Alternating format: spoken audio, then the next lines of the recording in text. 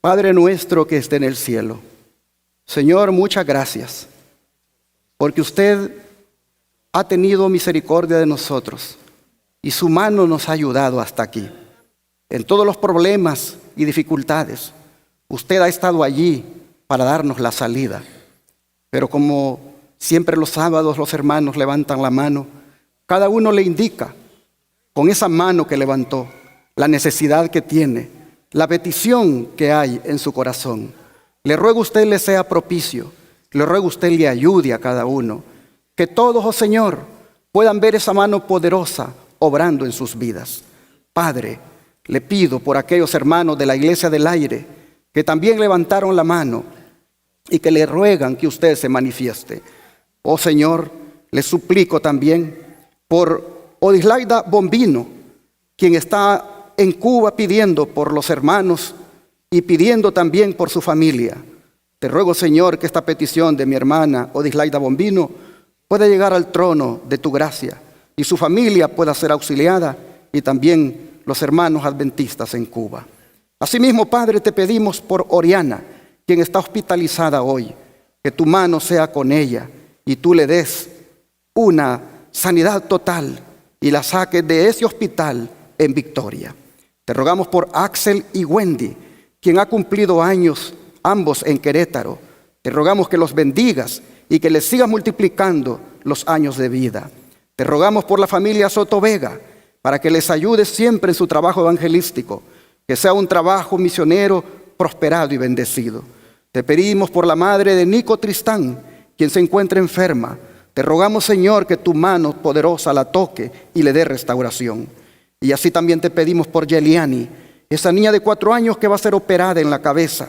Te rogamos, Padre, que tú seas el cirujano, que tú hagas la operación y que sea con éxito. Así, Señor, te doy gracias por la iglesia, tanto la aquí presente como la del aire, que se unieron conmigo en la oración que les pedía por mi caso. Gracias, Señor, porque finalmente esto está resuelto y ahora se sabe la verdad. Y gracias, porque siempre tú has cuidado de mí y sé que vas a seguirme cuidando. Te agradezco, Señor, por el pueblo tuyo que se solidarizó conmigo y que siempre oraban por mí. Gracias porque tú has contestado. Te rogamos una vez más por esa persona, para que se arrepienta, para que deje, Señor, de hacer lo malo, para que antes que sea demasiado tarde, venga rendido a tus pies. Pedimos, Padre, por su salvación. Te rogamos todo esto en el nombre de Jesús. Amén. Hoy quiero hablarles de una realidad que no debemos ignorar. Y es que a través de muchas tribulaciones entraremos en el reino de Dios. Entendiendo las tribulaciones como las experiencias difíciles por las que pasan los que quieren vivir piadosamente en Cristo Jesús. Jesús, hermanos, no vino para hacernos la vida fácil. ¿Por qué creen que nos dijo que nos neguemos a nosotros mismos y que tomemos nuestra cruz y le sigamos? ¿Por qué creen que nos dijo que el que quiere salvar su vida la perderá, pero que el que la pierda por causa de él la hallará? ¿Por qué dijo él estas cosas? Sin duda, hermanos y hermanas, porque quiere que estemos dispuestos al sacrificio, a morir si es necesario por él y el evangelio. Y al calcular el costo que tiene ser un seguidor obediente y fiel, hermanos, debemos saber todo lo que involucra vivir como cristianos en este mundo de pecado. Al comenzar el año nuevo, al habernos adentrado ya en estos primeros 6 días, bueno es que pensemos sobre el sacrificio al cual debemos estar dispuestos Pues como ustedes pueden ver en esa foto, hay mucho por lo cual orar, hay mucho por lo cual caer de rodillas. Oh, hermanos y hermanas, no sabemos por qué caminos Dios nos ha de llevar. No sabemos en nuestra experiencia cristiana por dónde el Señor va a permitir que pasemos. Es posible que nuestra fe sea probada por alguna dificultad que aparezca, como también es posible que por causa del mensaje nosotros podamos inclusive poner nuestra vida en peligro. Por otra parte, tenemos que bregar con agendas progresistas este año. Agendas progresistas que solo son progresistas para lo malo, no para lo bueno, como las que promueven esa ideología de género en las escuelas, librerías e iglesias. Hoy tú vas con tu hijo a una librería y te espantas de los libros que se ofrecen allí, promoviendo las relaciones sentimentales entre personas del mismo sexo. No cabe duda, hermanos y hermanas, que estamos viviendo en el tiempo del fin. Así lo dice el don de profecía. Estamos viviendo en el tiempo del fin. El presto cumplimiento de las señales de los tiempos proclama la inminencia de la venida de nuestro Señor. La época en que vivimos es importante y solemne. El Espíritu de Dios se está retirando gradual pero ciertamente de la tierra. Ya están cayendo juicios y plagas sobre los que menosprecian la gracia de Dios. Las calamidades en tierra y mar, la inestabilidad social, las amenazas de guerra, como portentosos presagios, anuncian la proximidad de acontecimientos de la mayor gravedad. Las agencias del mal se coligan y acrecen sus fuerzas para la gran crisis final. Grandes cambios están a punto de producirse en el mundo y los movimientos finales serán, ¿cómo, hermanos? Rápidos. El estado actual de las cosas muestra que tiempos de perturbación están por caer sobre nosotros. Los diarios están llenos de alusiones referentes a algún formidable conflicto que debe estallar dentro de poco. Son siempre más frecuentes los audaces atentados contra la propiedad. Las huelgas se han vuelto asunto común. Los robos y los homicidios se multiplican. Hombres dominados por espíritus de demonios quitan la vida a hombres, mujeres y niños. El vicio seduce a los seres humanos y prevalece el mal en todas sus formas. Pareciera como que Alemán Elena White estuviera viendo un medio de noticias, llámese periódico o televisión o en el internet, y estuviera mirando justamente todo esto de lo que ella habló, que es algo tendencia, como dicen los que siguen las redes sociales. Dice: muy pronto el mundo entero estará atribulado. Cada cual debe tratar de conocer a Dios. No tenemos tiempo que perder. Los agentes del Señor deben tener un celo santificado y completamente regido por Él. Los tiempos tormentosos nos sobrecogerán. ¿Cuándo, hermanos? Bastante pronto. Vendrá una tribulación de un carácter tal que impulsará hacia Dios a todos los que deseen ser suyos y solamente suyos. Hasta que seamos probados en el horno de fuego, no nos conoceremos a nosotros mismos. Interesante. Los tiempos tormentosos y la tribulación nos sobrecogerán pronto, dice la cita que acabamos de leer. Así que, hermanos y hermanas, solo si encaramos las cosas como Jesús lo demanda, podremos soportar. Por eso Jesús nos advierte en Mateo 24, versículo 9, lo siguiente. Mateo 24, versículo 9.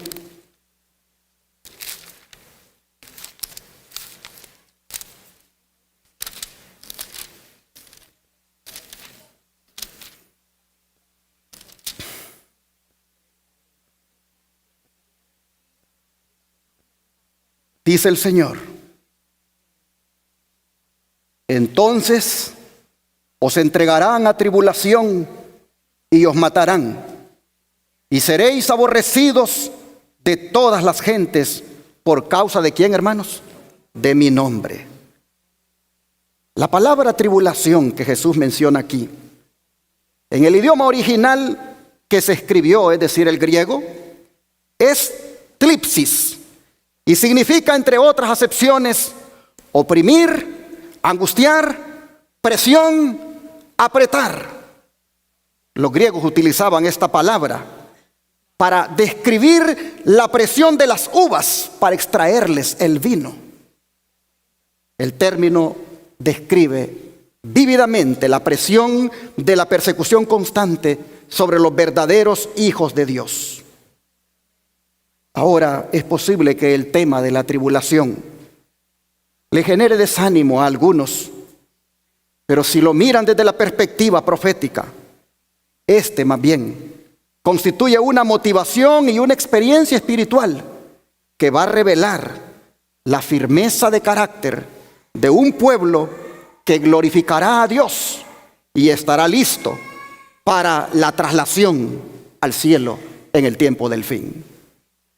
Acabamos de leer que solo hasta que seamos probados en el horno de fuego no nos conoceremos a nosotros mismos. Así que el propósito de la prueba, el propósito de la tribulación es mostrar de qué clase de carácter hemos sido o estamos formados. Pero ¿cómo el cristiano debe ser cuando pasa por la tribulación? Dejemos que el apóstol Pablo nos lo diga en el libro de Romanos 12, verso 12. Romanos 12, verso 12.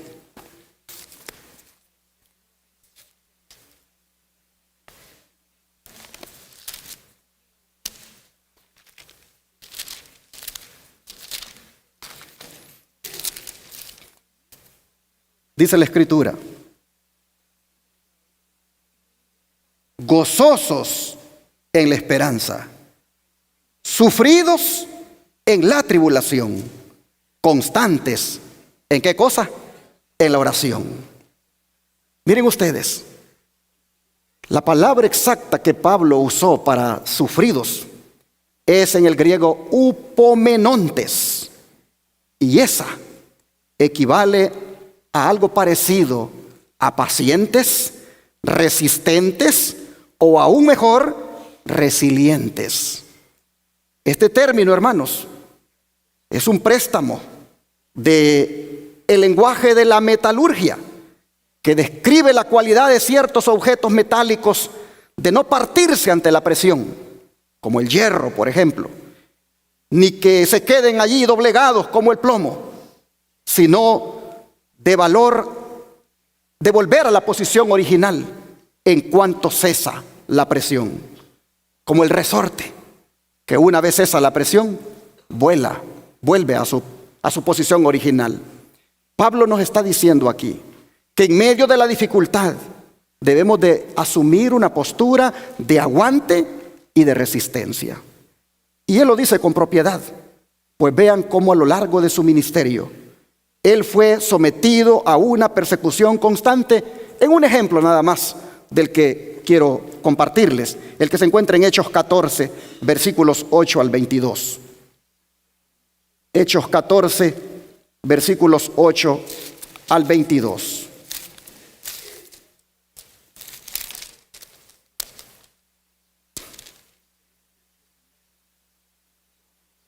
Dice el relato: y cierto hombre de Listra estaba sentado, imposibilitado de los pies, cojo de nacimiento, que jamás había andado. Este oyó hablar a Pablo, el cual fijando en él sus ojos y viendo que tenía fe para ser sanado, dijo a gran voz: levántate derecho sobre tus pies. Y él saltó y anduvo. Paremos aquí.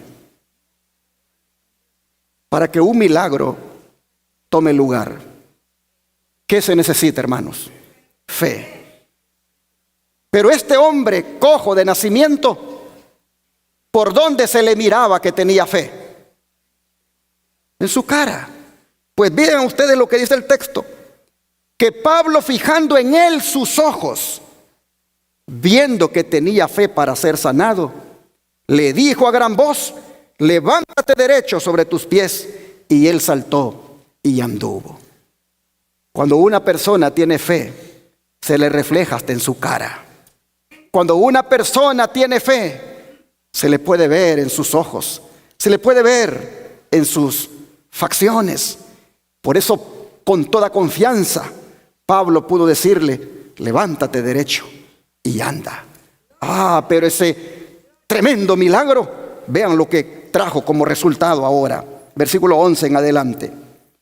Entonces la gente, visto lo que Pablo había hecho, alzó la voz diciendo en lengua licaónica: dioses bajo la semejanza de hombres han descendido a nosotros. Y a Bernabé llamaban Júpiter y a Pablo Mercurio, porque este era el que llevaba la palabra. Y el sacerdote de Júpiter, cuyo templo estaba frente a la ciudad, trajo toros y guirnaldas delante de las puertas, y juntamente con la muchedumbre quería ofrecer sacrificios. Cuando lo oyeron los apóstoles, Bernabé y Pablo rasgaron sus ropas y se lanzaron entre la multitud dando voces y diciendo: varones, ¿por qué hacéis esto? Nosotros también somos hombres semejantes a vosotros, que os anunciamos que de estas vanidades os convirtáis al Dios vivo, que hizo el cielo, la tierra, el mar y todo lo que en ellos hay. En las edades pasadas, Él ha dejado a todas las gentes andar en sus propios caminos, si bien no se dejó a sí mismo sin testimonio, haciendo bien, dándonos lluvia del cielo y tiempos fructíferos, llenando de sustento y de alegría nuestros corazones. Y diciendo estas cosas, difícilmente lograron impedir que la multitud les ofreciese sacrificio. Entonces vinieron unos judíos de Antioquía y de Iconio, que persuadieron a la multitud, y habiendo apedreado a Pablo, le arrastraron fuera de la ciudad, pensando que estaba muerto. Pero rodeándole los discípulos, se levantó y entró en la ciudad, y al día siguiente salió con Bernabé para Derbe. Y después de anunciar el evangelio a aquella ciudad y de hacer muchos discípulos, volvieron a Listra, a Iconio y a Antioquía, confirmando los ánimos de los discípulos, exhortándoles a que permaneciesen en la fe y diciéndoles: es necesario que a través de muchas tribulaciones entremos en el reino de Dios. Hermanos, imaginémonos el cuadro. Las piedras vuelan por el aire, dirigiéndose a un hombre cuyo delito es ser instrumento en las manos de Dios para dar sanidad a un cojo. Imagínense el cuadro. Una de las piedras le hiere en la cabeza. Pablo se desploma. Docenas de piedras de todo tamaño siguen cayendo sobre él, mientras en la multitud se escuchan gritos que dicen: es un blasfemo. Pablo trata de incorporarse, pero su cuerpo está sangrando copiosamente y no puede. Cuando de pronto uno de los atacantes se acerca y con más precisión le deja ir una pesada roca, de tal manera que lo desploma en definitiva y no puede más. Se escucha el ruido como algo que se quiebra. Y entonces Pablo ya no se mueve. Las piedras del odio y del fanatismo han caído sobre él. Está muerto, grita uno. Por fin, responde otro. Así lo mandó Moisés y así lo hicimos. Y con esos rostros que tienen una sonrisa maligna, dicen: hemos vencido, hemos triunfado. Lo más triste es que los que están diciendo eso son judíos. Son hermanos de la iglesia a la cual Pablo iba antes. Ellos son los que, unidos con los paganos, han venido para hacer esta grande maldad de darle muerte a Pablo a pedradas. Entonces se acerca el otro grupo. Estos están llorando. Estos tienen temor y tocan el cuerpo de Pablo. Pablo ya no respira. Y todos dicen, está muerto. Nadie podía sobrevivir a una cosa como esa. Y pensar que esa misma mañana, los paganos que creían que Pablo y Bernabé eran divinos, ahora han cambiado y están asesinándolo. Se parece bastante a lo que pasó con Cristo, que los mismos que decían Hosana, aleluya, más tarde decían, crucifícale. Pero entre todos ahí hay un jovencito llamado Timoteo, que está impresionado y no se pierde ningún detalle de lo que está mirando. Y cuando todos lo dan por muerto, Pablo se comienza a mover y alguien dice, está vivo. El apóstol, con su rostro desfigurado y cubierto de sangre, trata de incorporarse. Los hermanos lo ayudan y tratan de detener el sangrado que tiene en varias partes de su cuerpo. Y se sorprenden cuando Pablo les dice, volvamos a la ciudad. No, a la ciudad no, dice alguien, pero no hay otro lugar a donde ir. De manera que lo introducen y allí pasa Pablo la noche en la ciudad. Pero muy temprano en la mañana salen para Derbe para seguir con la misión. Va con dolor, lleva hematomas por todas partes, pero de todas maneras él sigue adelante. Sus ojos están hinchados, tiene heridas cortantes, tiene raspaduras en su cuerpo. El viaje está siendo incómodo, le duelen los huesos. Pero Bernabé le hace una pregunta. Hermano, ¿por qué usted no está desanimado después de haber sido tratado tan mal? Y Pablo le responde, si sufrimos, también reinaremos con él. Y así, hermanos y hermanas, Pablo sigue con la misión. Pero lo más sorprendente es que con el tiempo él diga, volvamos a los lugares donde estuve predicando. Y así, hermanos, vuelve a Listra, al lugar donde fue rechazado, al mismo lugar donde fue atribulado. Les aseguro que ustedes y yo no volveríamos a un lugar así. De manera que Listra viene a ser un símbolo del lugar de rechazo, de la incomprensión y del sufrimiento. Todos aquí tenemos alguna Listra en nuestra historia, en nuestras vidas. Algunos posiblemente han tenido varias Listras, en el sentido de que les han dejado también, tal vez no físicamente muertos, pero sí emocionalmente. A lo mejor fue alguna relación personal, algún proyecto, alguna ilusión de que todo saldría bien, pero algo sucedió y de repente todo quedó destruido. Y es posible que no querramos volver a empezar, ni mucho menos recordar. Pero Pablo nos dice que a pesar de todo, uno debe volver a empezar. Pablo vuelve a Listra. Oh, hermanos y hermanas, él sabe que vale la pena regresar allí.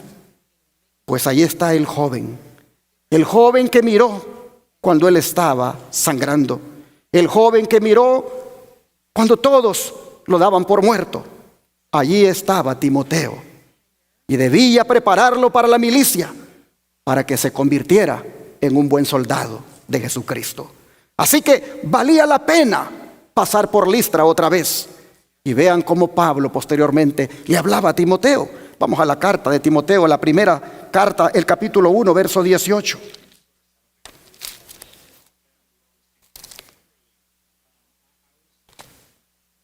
Primera de Timoteo 1, verso 18.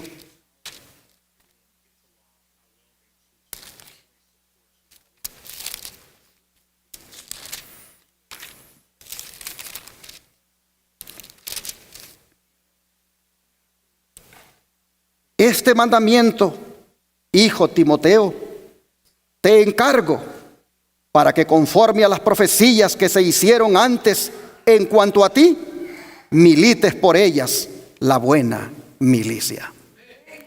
Aquí, hermanos y hermanas, está el resultado de haber vuelto a Listra. Aquí está el resultado de haber regresado al lugar del rechazo, al lugar del sufrimiento, al lugar del castigo injusto. Aquí está el resultado. Timoteo ahora es un soldado. Y Pablo le está escribiendo y le dice que él debe militar la buena milicia. Pero ¿cómo él debía militar esta buena milicia, que no es otra cosa que la batalla contra el pecado? ¿Cómo debía él militarla? Vamos a la segunda carta de Timoteo ahora, en el capítulo 2. Segunda Timoteo 2, versículos 3 y 4. Tú pues sufre penalidades como buen soldado de Jesucristo. Ninguno que milita se enreda en los negocios de la vida a fin de agradar a aquel que lo tomó por soldado. Como ven, hermanos, es sufriendo penalidades antes que enredarse en las cosas de este mundo y más bien enfocarse en agradar a Jesucristo, como se debe pelear la buena milicia, como se debe pelear la buena batalla. Ahora vean los versículos 8 al 12, aquí más abajito. Acuérdate de Jesucristo, le dice, del linaje de David, resucitado de los muertos conforme a mi evangelio, en el cual sufro penalidades, hasta prisiones a modo de malhechor, mas la palabra de Dios no está presa. Por tanto, todo lo soporto por amor de los escogidos, para que ellos también obtengan la salvación que es en Cristo Jesús con gloria eterna. Palabra fiel es esta: si somos muertos con Él, también viviremos con Él. Si sufrimos, también reinaremos con Él. Si le negáremos, Él también nos negará. Hermanos, el apóstol estaba convencido de que el sufrimiento finalmente traerá una recompensa, y es que reinaremos con Cristo. Por eso dice aquel himno que cantamos: si sufrimos aquí, ¿qué cosa? Reinaremos allí. Aquí Pablo, si ustedes se fijan, pone de ejemplo a Jesús, como también se pone a sí mismo, de los sufrimientos que se padecen por hacerlo recto delante de Dios. Pero luego agrega en el capítulo 3, versículo 10 al 12, de aquí mismo de 2 Timoteo, lo siguiente: pero tú has seguido mi doctrina, conducta, propósito, fe, longanimidad, amor, paciencia, persecuciones, padecimientos, como los que me sobrevinieron en Antioquía, en Iconio y en Listra. Persecuciones que he sufrido, y de todas me ha librado el Señor. Y también todos los que quieren vivir piadosamente en Cristo Jesús, ¿qué va a pasar, hermanos? Padecerán persecución. Como vemos, Pablo está convencido de que los hijos de Dios no transitan por un camino fácil, pues dice que todos los que quieran vivir piadosamente en Cristo Jesús padecerán persecución. Y esto, hermanos, está a tono con lo que dijo Jesús en el versículo que leímos de Mateo, donde claramente se mira que la cruz es lo inevitable para los seguidores de Cristo, y sus palabras se han cumplido ya en muchos seguidores de Él. Uno, hermanos, puede ser un cristiano nominal sin sufrir muchos problemas. Por ahí escucho que dicen la iglesia nominal, para diferenciarla de una iglesia de verdad presente, que predica la ley y el testimonio y que levanta el mensaje de los 3 ángeles y la reforma pro salud, ese mensaje peculiar adventista. Pero yo siempre he dicho, ¿de qué te sirve que te refieras a esa iglesia como la iglesia nominal, si tú todavía en una iglesia de verdad presente vives como un nominal? Es que, hermanos y hermanas, Como digo, ser un cristiano nominal es bien fácil y no te va a traer ningún problema. Pero el Señor nos dice claramente que el que desea ser un cristiano genuino debe pagar un precio llamado sufrimiento. Aun cuando se les asegure el poder liberador de Dios, un cristiano genuino ha de sufrir difamaciones, ha de sufrir maltratos, ha de sufrir persecución, ha de sufrir que lo despidan injustamente del trabajo inclusive, ha de sufrir por guardar el sábado que pierda un empleo. El don de profecía, comentando la experiencia que tuvo Pablo en Listra, vean lo que dice. Las labores de Pablo y Bernabé en Listra fueron repentinamente reprimidas por la malicia de unos judíos de Antioquía y de Iconio, que al enterarse del éxito del trabajo de los apóstoles entre los licaonianos, habían resuelto ir tras ellos y perseguirlos.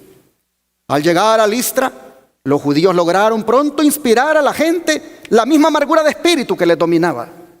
Por falsedades y calumnias, aquellos que poco antes habían considerado a Pablo y Bernabé como seres divinos, quedaron convencidos de que en realidad los apóstoles eran peores que criminales y eran dignos de muerte. El chasco que los listrenses habían sufrido al negárseles el privilegio de ofrecer sacrificio a los apóstoles, los preparó para volverse contra Pablo y Bernabé con un entusiasmo parecido a aquel con el cual los habían aclamado como dioses. Incitados por los judíos, se propusieron atacar a los apóstoles por la fuerza. Los judíos les encomendaron que no le diesen a Pablo la oportunidad de hablar, arguyendo que si le concedían ese privilegio, embrujaría al pueblo. Cuando yo veo estas difamaciones, acusaciones hechas por hermanos de la misma fe de Pablo, yo me quedo sorprendido, porque el sospechoso del que les he hablado es uno de nuestra misma fe. Es uno que en un país del extranjero se ofreció inclusive para ayudar a nuestro ministerio a hacerle videos para que se viera mejor. Pero que cuando empezó con las insinuaciones extrañas de un hombre para otro hombre y se le paró, entonces resultó ser todo lo contrario de lo que él decía en cuanto a la fe. Pero en alguna manera, las personas que han andado con uno en el pasado, las personas que inclusive uno se ha congregado con ellos, es triste, pero a algunos de repente les da un fanatismo, un odio, que hacen cosas horribles. Aquí nosotros vemos a los judíos haciendo de todo para interrumpir la obra de Pablo y Bernabé. Hasta llegaron a decir, no lo dejen hablar a él porque va a embrujar al pueblo. Dice, pronto fueron cumplidos, dice, los criminales designios de los enemigos del evangelio. Entregándose a la influencia del mal, los listrenses quedaron poseídos de una furia satánica y echando mano de Pablo, le apedrearon. El apóstol pensó que su fin había llegado. Recordó vívidamente el martirio de Esteban y la cruel parte que él mismo había desempeñado en aquella ocasión. Cubierto de magulladuras y desmayando de dolor, cayó al suelo y la enfurecida multitud lo sacó fuera de la ciudad pensando que estaba muerto. En esa hora de oscuridad y prueba, los creyentes de Listra, que mediante el ministerio de Pablo y Bernabé se habían convertido a la fe de Jesús, permanecieron leales y fieles. Es decir, con lo que miraron, ellos más bien se afirmaron más en la verdad. Con la injusticia que vieron, con el castigo injusto que le propinaban a Pablo, ellos más bien se aseguraron de que caminarían fieles y leales a Jesús. La irrazonable oposición, dice, y cruel persecución de sus enemigos sirvieron solamente para confirmar la fe de estos devotos hermanos. Y ahora, frente al peligro y el escarnio, mostraron su lealtad, reuniéndose con tristeza alrededor del cuerpo de aquel que creían muerto.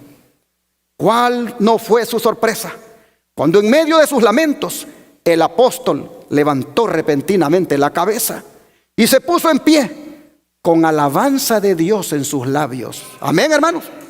Con alabanza de Dios en sus labios. Esta inesperada restauración del siervo de Dios fue considerada por los creyentes como un milagro del poder divino y pareció poner el sello del cielo sobre su cambio de creencia.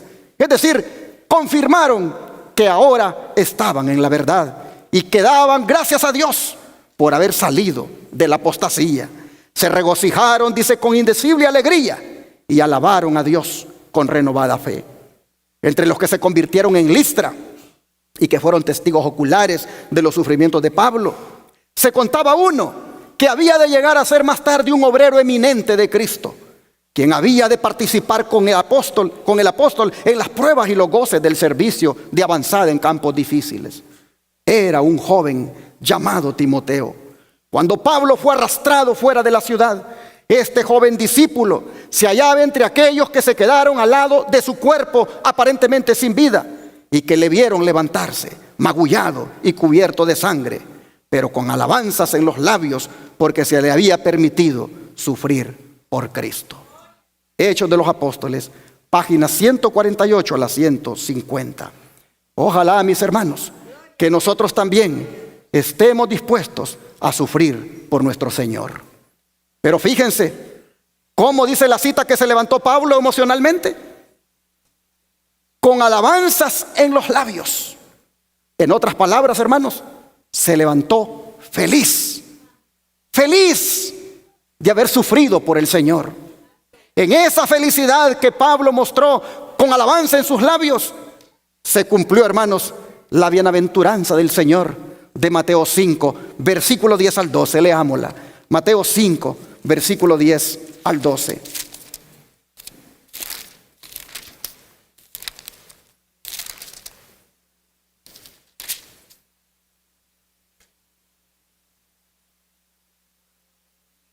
Bienaventurados los que padecen persecución por causa de la justicia, porque de ellos es, ¿qué cosa?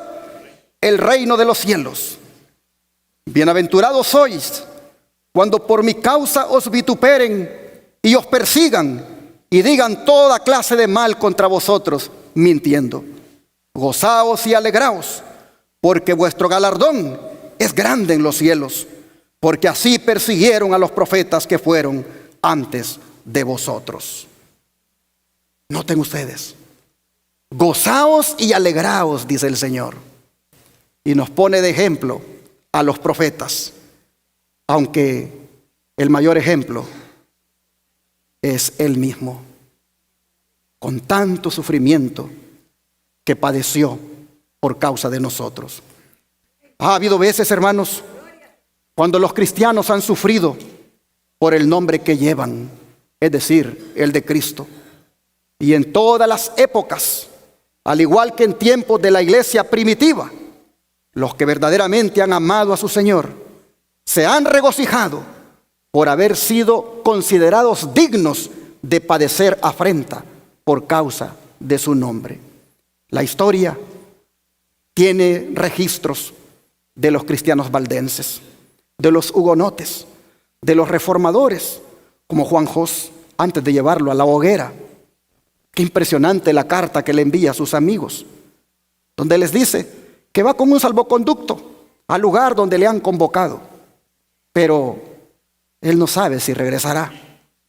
Si regresa, les dice, seguiré firme en lo que he creído y proclamándolo, mas si no regreso y tengo que padecer tribulaciones, estoy seguro, les dice, que la tribulación purifica. No regresó Juan Jos y murió en la hoguera como hereje. Lo mató el catolicismo, lo mató el papado. Así le quitaba la vida a un siervo de Dios. Oh, mis hermanos y hermanas, Jesús lo había dicho anticipadamente. Seréis llevados a concilios. Habrá incluso algunos que pensarán que hacen la voluntad de Dios con quitarles la vida. Pasarán por tribulación. Pero dijo el Señor, ya se los he dicho antes, Si con el árbol verde, dijo, van a hacer las cosas que van a hacer, ¿qué no van a hacer con el seco? Así que gócense y alégrense cuando sean perseguidos. Gócense y alégrense cuando sean vituperados. Gócense y alégrense cuando sean atribulados. El don de profecía, vean cómo comenta esta bienaventuranza. Jesús dice, no ofrece a sus discípulos la esperanza de obtener gloria y riquezas mundanales, ni vivir sin tribulaciones. Les presenta el privilegio de andar con su maestro por sendero de abnegación y vituperio, porque el mundo no los conoce. El que vino a redimir al mundo perdido tuvo la oposición de las fuerzas unidas de los enemigos de Dios y del hombre. En una confederación despiadada, los hombres y los ángeles malos se alinearon en orden de batalla contra el príncipe de paz. Aunque la compasión divina se notaba en cada una de sus palabras y acciones, su diferencia del mundo provocó una hostilidad amarguísima, porque no daba licencia a la manifestación de las malas pasiones de nuestra naturaleza. Por eso excitó la más cruel oposición y enemistad. Así será, dice, con todos los que vivan piadosamente en Cristo Jesús. Entre la justicia y el pecado, el amor y el odio, la verdad y el engaño, hay una lucha imposible de suprimir. Cuando se presentan el amor de Cristo y la belleza de su santidad, se le restan súbditos al reino de Satanás. Y esto incita al príncipe del mal a resistir. La persecución y el oprobio esperan a quienes están dominados por el Espíritu de Cristo. El carácter de la persecución cambia con el transcurso del tiempo, pero el principio o espíritu fundamental es el mismo que le dio muerte a los elegidos de Dios desde los días de Abel. O sea, cambian los métodos, pero en esencia es lo mismo. Una persecución hostigada por el mal o Satanás. Siempre dice que el hombre procure ponerse en armonía con Dios. Sabrá que la afrenta de la cruz no ha cesado. Principados, potestades y huestes espirituales de maldad en las regiones celestes, todos se alistan contra los que consienten en obedecer la ley del cielo. Por eso, en vez de producirles pesar la persecución, debe llenar de alegría a los discípulos de Cristo, porque es prueba de que siguen los pasos de su Maestro. Aunque el Señor no prometió eximir a su pueblo de tribulación, le prometió algo mucho mejor, pues le dijo, como tus días serán tus fuerzas. Bástate mi gracia, porque mi poder se perfecciona en la debilidad. Si somos llamados a entrar en el horno de fuego por amor a Jesús, Él estará a nuestro lado, así como estuvo con los 3 fieles allá en Babilonia. Los que aman a su Redentor se regocijarán por toda oportunidad de compartir con Él la humillación y el oprobio. El amor que sienten hacia su Señor dulcifica el sufrimiento por su causa. En todas las edades, Satanás persiguió a los hijos de Dios, los atormentó y ocasionó su muerte. Pero al morir, ¿qué cosa alcanzaron? La victoria. En su fe constante se reveló uno que es más poderoso que Satanás. Este podía torturar y matar el cuerpo, pero no podía tocar la vida escondida con Cristo en Dios. Podía escarcelar, pero no podía arrojar el espíritu. Más allá de la lobreguez, podían ver la gloria y decir, tengo por cierto que las aflicciones del tiempo presente no son comparables con la gloria venidera que en nosotros ha de manifestarse. Porque esta leve tribulación momentánea produce en nosotros un cada vez más excelente y eterno peso de gloria. Así, hermanos y hermanas, sigue diciendo que por las pruebas y persecuciones se revela la gloria o carácter de Dios en sus elegidos. La iglesia de Dios, perseguida y aborrecida por el mundo, se educa y se disciplina en la escuela de Cristo. En la tierra sus miembros transitan por sendas estrechas y se purifican en el horno de la aflicción. Si siguen a Cristo a través de conflictos penosos, se niegan a sí mismos y sufren ásperas desilusiones. Pero los dolores que experimentan les enseñan la culpabilidad y la desgracia del pecado al que miran con aborrecimiento.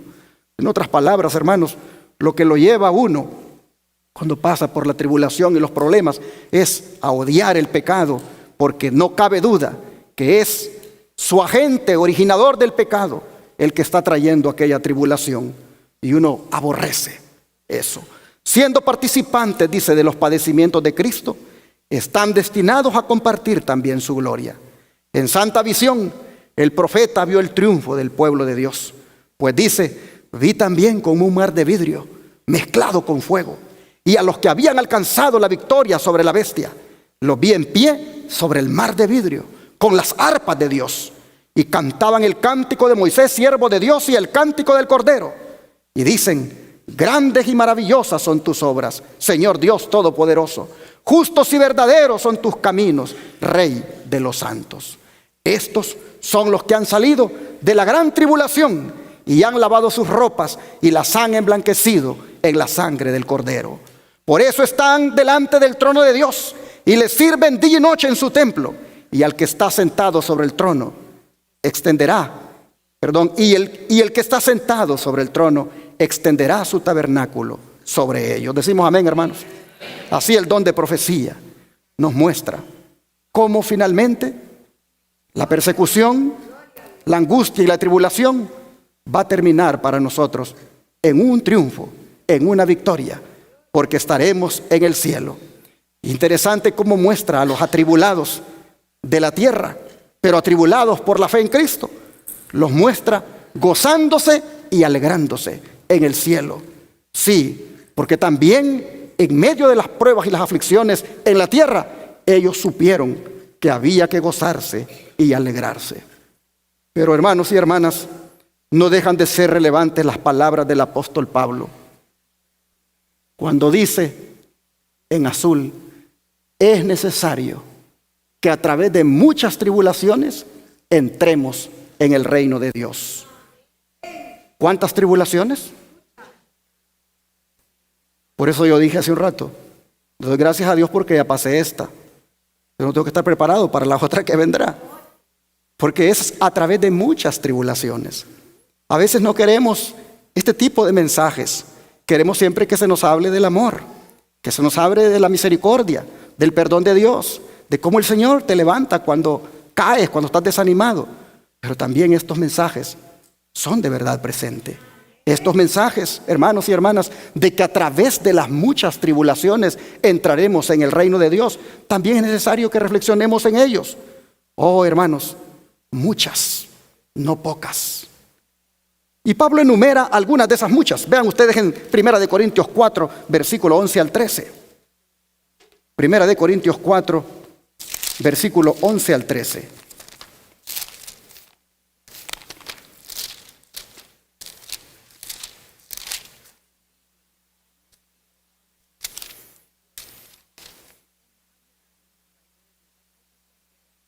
Dice el apóstol, hasta esta hora padecemos hambre, tenemos sed, estamos desnudos, somos abofeteados y no tenemos morada fija. Nos fatigamos trabajando con nuestras propias manos, nos maldicen y bendecimos. Padecemos persecución y la soportamos. Nos difaman y rogamos. Hemos venido a ser hasta ahora como la escoria del mundo, el desecho de todos. Wow. ¿Alguno de ustedes ha experimentado algo de esto? ¿Alguno de ustedes en su experiencia cristiana como adventista o de la denominación que haya sido, ha experimentado algo de lo que Pablo dice? Ninguno de nosotros, hermanos, ha sufrido por causa del evangelio, como este siervo nos lo enumera aquí. Pero a través de todo esto que él enumera, él aprendió una cosa. Y lo que aprendió está en Romanos capítulo 8, versículo 35 al 39. Romanos capítulo 8, versículos 35 al 39.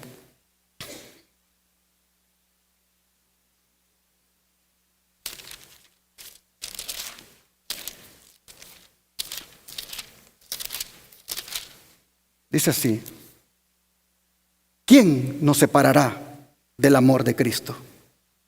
¿Tribulación o angustia? ¿O persecución o hambre?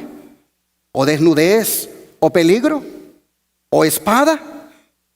Como está escrito, por causa de ti somos muertos todo el tiempo, somos contados como ovejas de matadero. Antes, en todas estas cosas, somos más que vencedores por medio de aquel que nos amó. Por lo cual estoy seguro de que ni la muerte, ni la vida, ni ángeles, ni principados, ni potestades, ni lo presente, ni lo porvenir, ni lo alto, ni lo profundo, ni ninguna otra cosa creada nos podrá separar del amor de Dios que es en Cristo Jesús, Señor nuestro. Pablo aprendió esto, hermanos. Pablo aprendió que nada, por muy difícil que fuera o que haya pasado, lo separaría o lo separó del amor de Dios. Por eso nosotros deberíamos, como ese hombre de la foto, pedir al Señor que nos prepare para que a través de las muchas tribulaciones que tomarán lugar, algunas tal vez en este año, otras más adelante, orar, hermanos, para que el Señor nos sostenga siempre y que su amor siempre esté con nosotros. Deberíamos de orar para que a través de esas tribulaciones finalmente entremos en el reino de Dios. Este hombre, el mensaje que nos da es que él ora porque ante los desastres naturales, como los terremotos,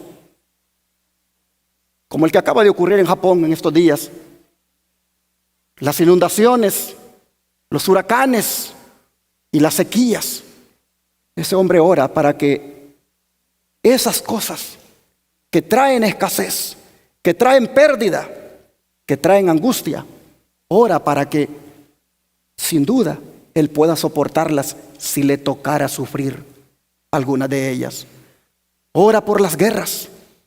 Oh, la guerra, qué famosa se ha vuelto la guerra en estos días. Recién esta semana los medios de comunicación han estado hablando de una guerra civil aquí en Estados Unidos, porque a uno de los candidatos a presidente le están quitando la boleta de algunos estados. Las amenazas de una guerra civil por cuestiones electorales vuelven a sonar fuertemente. Oh, mis hermanos, ¿qué trae una guerra? Trae daños colaterales, trae dolor, trae angustia, trae muerte. Pero mientras tanto, vemos nosotros la situación económica grave, vemos la crisis energética, el hambre, próximas pandemias, y el hombre que lidera ese movimiento por un cambio climático, pero que tramposamente va metiendo el falso día de reposo, dice, para restaurar la naturaleza. Nosotros deberíamos de orar, hermanos, porque todo esto en algún momento se convertirá en una tribulación. Pero si oramos para ser como Pablo, si oramos para ser como todos los apóstoles que murieron, si oramos para ser como los profetas, finalmente entraremos todos en el reino de Dios. Es interesante que Pablo diga que es necesario, decía, que pasemos por ¿cuántas? Por muchas. Por eso el mensaje que está dándote ahí esa foto es que son muchas las tribulaciones. Pablo dice, es necesario que pasemos por muchas. Mira el don de profecía. ¿Por qué dice que es necesario que pasemos por muchas? La obra dice que consiste en podarnos y purificarnos para el cielo. Es una obra grande y nos costará mucho sufrimiento y prueba, porque nuestra voluntad no quiere sujetarse a la de Cristo. Debemos pasar por el horno de fuego hasta que éste haya consumido la escoria y seamos purificados y reflejemos la imagen divina. Los que siguen sus inclinaciones y se rigen por las apariencias no son buenos jueces de lo que Dios está haciendo. Están llenos de descontento. Ven fracaso donde hay en verdad triunfo y gran pérdida donde hay ganancia. Como Jacob están listos para exclamar, contra mí son todas estas cosas, cuando las mismas cosas de las cuales se quejan obran para su propio bien. Sin cruz no hay corona. ¿Cómo puede uno hacerse fuerte en el Señor sin pruebas? Para tener fuerza debemos ejercitarnos. Para tener fe enérgica debemos estar colocados en circunstancias donde nuestra fe se ejercitará. Precisamente antes de su martirio, el apóstol Pablo exhortaba a Timoteo y le decía, sé participante de los trabajos del evangelio según la virtud de Dios. Por medio de mucha tribulación es como hemos de entrar en el reino de Dios. Nuestro Salvador fue probado de toda manera posible, y sin embargo triunfó continuamente en Dios. Es nuestro privilegio ser fuertes en la fortaleza de Dios en todas las circunstancias y gloriarnos en la cruz de Cristo. Así que, hermanos y hermanas, hoy los testimonios tomo 1, página 482, nos da el ánimo. Y yo les animo a que seamos valientes para que podamos entrar en el reino de Dios. Todos queremos ir al cielo, ¿no es cierto? Sí, pero tenemos que hacerlo a través de esos caminos. Pablo dice, es necesario que lleguemos al reino de Dios a través de muchas tribulaciones. Pero cuando estemos en el mar de vidrio, hermanos, con esas arpas que Dios nos dará, en la primera hora del gozo habremos olvidado todas las angustias y tribulaciones. Entonces estaremos allí gozosos por siempre. De manera que déjenme terminar con 2 versículos este mensaje. Y uno es el que se encuentra en Job 5, verso 19. Job capítulo 5, verso 19.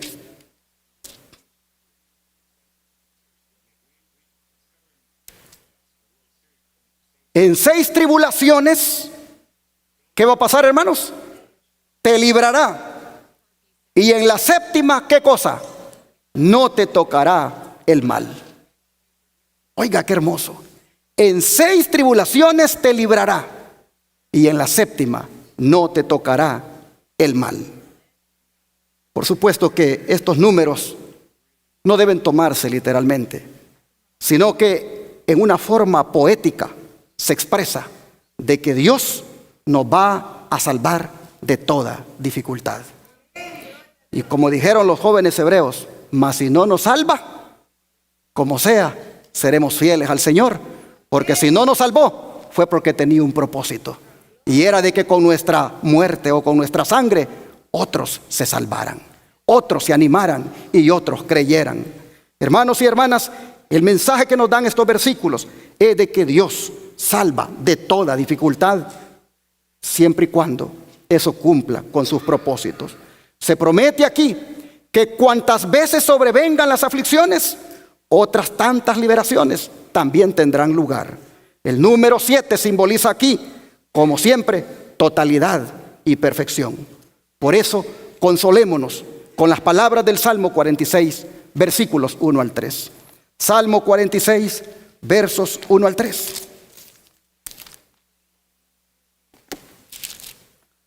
Salmo 46, versos 1 al 3.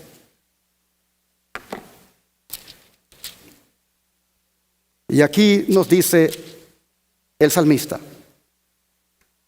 Dios es, ¿qué cosa, hermanos? Nuestro amparo y fortaleza, y nuestro pronto auxilio, ¿en qué cosa? En las tribulaciones. Por tanto no temeremos, aunque la tierra sea removida y se traspasen los montes al corazón del mar, aunque bramen y se turben sus aguas y tiemblen los montes a causa de su braveza. Oh, hermanos, qué salmo más hermoso. Este salmo se le ha llamado el salmo de Lutero, porque él lo parafraseó en aquel famoso himno Castillo fuerte es nuestro Dios. Pero este salmo, si ustedes se fijan, brinda seguridad. Este salmo habla de tierra que será removida, de montes que se traspasarán al corazón del mar, aguas turbulentas. Oh, mis hermanos, pero en medio de todo eso, que traerá tribulación, dice, Dios es nuestro amparo y fortaleza. Dios es nuestro pronto auxilio. No hay un salmo que le brinde tanta seguridad a un cristiano como lo es el Salmo 46. No solo Martín Lutero lo cantaba mientras estaba allá en aquel lugar donde lo tenían aislado. También, hermanos, quiero compartirles un dato de otros que este salmo lo ocuparon para agarrar ánimo. Por ejemplo, Oliverio Cromwell, primer ministro inglés, pidió que el pueblo cantara este salmo y dijo: ese es un salmo muy especial para un cristiano. Dios es nuestro amparo y fortaleza, nuestro pronto auxilio en las tribulaciones. Si el Papa y los españoles y el diablo se nos oponen, en el nombre del Señor los destruiremos. Así decía este ministro inglés. El Señor de los ejércitos decía: está con nosotros. El Dios de Jacob es nuestro amparo. Pero en París, los revolucionarios de 1848 también cantaron este salmo. En la India lo entonaron los británicos acosados por los rebeldes cipayos. Bien podría ser este el himno del pueblo de Dios durante los crecientes peligros de los últimos días. De manera, mis hermanos, que es mi deseo que a través de muchas tribulaciones todos aquí entremos en el reino de Dios. Que Dios les bendiga a todos.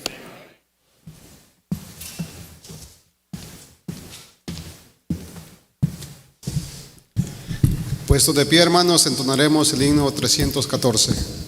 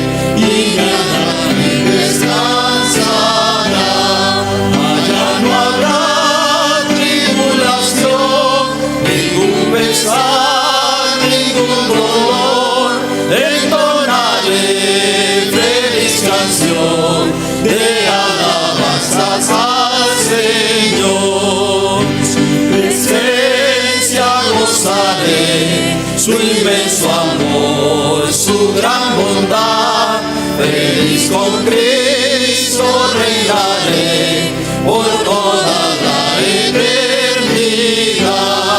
Allá no habrá tribulación, ningún pesar, ningún dolor, entonaré feliz canción de alabanzas al Señor.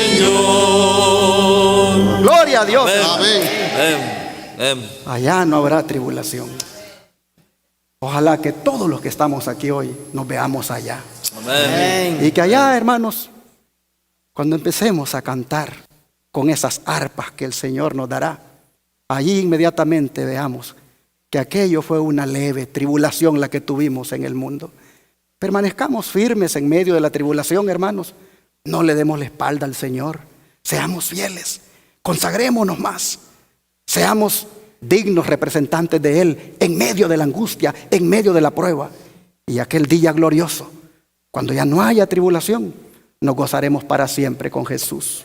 Así que vale la pena que hagamos un compromiso, que nos dediquemos al Señor y le digamos: ayúdame a ser fuerte en la tribulación, sosténme con tu mano. ¿Cuántos quisieran pedírselo al Señor? Vamos a arrodillarnos entonces.